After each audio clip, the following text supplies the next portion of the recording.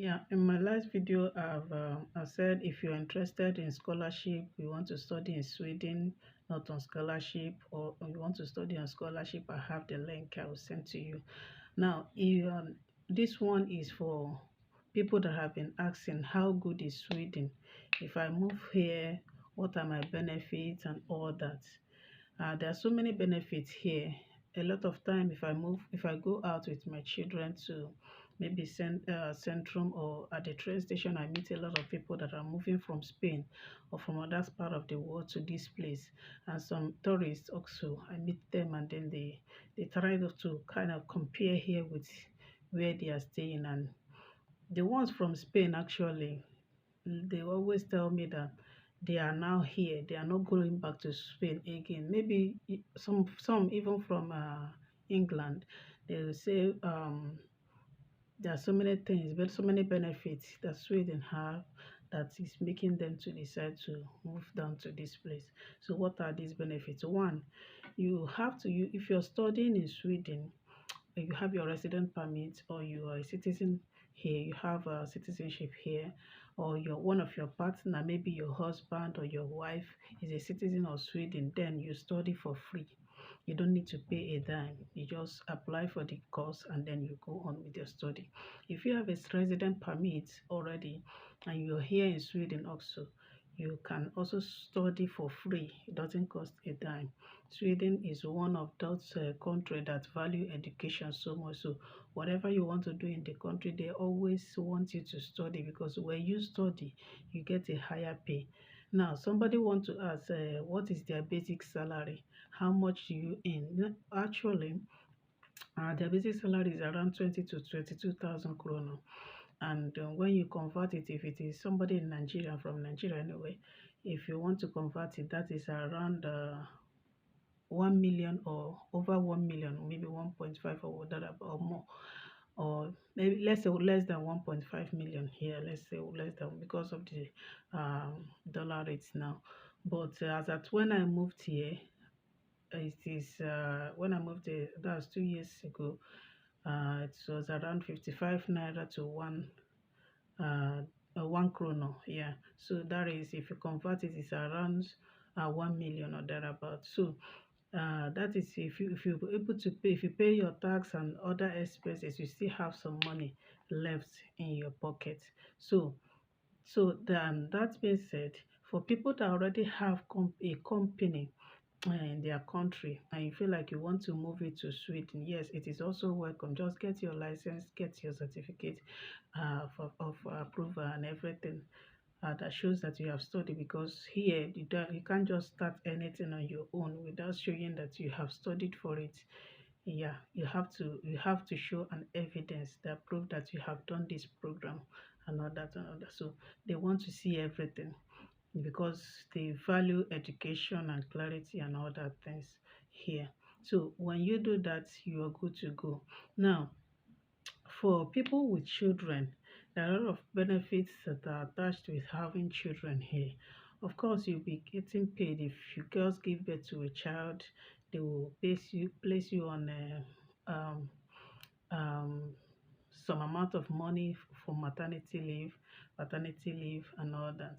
So there's some amount of money that you'll be paid. Depending if you're working already, you get more. If you're not working, you get less. You get the basic amount which they have. So people will always want to know: is there racist here? And all that. Yeah, every place, every country, including my country, provided we are in the world of sin, there are racists everywhere. So you cannot say whether there's no racist in my country. No, there are everywhere. I've stayed in different parts of Nigeria, and I must tell you that it's not just here or in European countries that have it. Now, another question people want to know is, can I maneuver my way if I cannot learn the language? Yeah, here in Sweden we speak Swedish, and it's very, very important that you come and then you learn the language, because if you are not able to speak the language, you may not be able to get a good job. You may be lucky to get an English speaking job anyway, but then getting a job that you really desire may not be possible because you need a language to communicate with your colleagues, you understand, for you to work there. Now, let me take another example for people that may want to come here to do masters. If you're coming in as at least I know this one because I studied biochemistry in Nigeria before I moved here. So if you studied biochemistry and you are moving in here to do your masters, yeah, for my friends that are coming that wants to move to Sweden, if you're coming in to do your masters, basically because you're moving in directly to do your masters, they will only request that you do your masters and your PhD and then you get a job. But for you to communicate in the environment with people, you need to you may decide to be going for the language program if you want, or you can learn it on on the streets. It is possible that way. People do that a lot. So for biochemist, actually, what you just did is your master's and your PhD, and you're good to go. You can get your job and you start working immediately. So that is for those ones. But there are other jobs that if you're doing if you're into research, basically you don't need a language, you understand, but then you have to you can decide to learn on street, or you learn go to the school while you're running your program. Go to the school once in a while and study, but then you have to discuss with your teacher that this is your situation, and so the teacher will have to understand that you will not be coming every day. That is how they do it, because I've met a lot of them while I was in the Swedish for immigrants when I was running the program here. So that one aside, so if you're thinking of you want to move to Sweden and you cannot learn the language, my dear, stay back in your country. But if you feel like you can, then you can come. Then another question is, people has been asking, can I move here with 3 months visa? I cannot advise that. Yes, 3 months, 6 months, and all that, because you have to come here, you have to learn the language before you can get a good job. Now, if you want to think of you want to work in a old people's home, they will require that you learn, except if you're working with somebody that is speaking English, basically. But if you're working with people that are Swedish, because these are old people and they are Swedish, so they are Swedes, so they speak their language. Now you want to work with them and be speaking, and you cannot be able to communicate with them. You see, it's a problem. So they expect that before they give you that kind of job, you can speak little Swedish. How are you? How are you feeling? Are you speaking? You understand?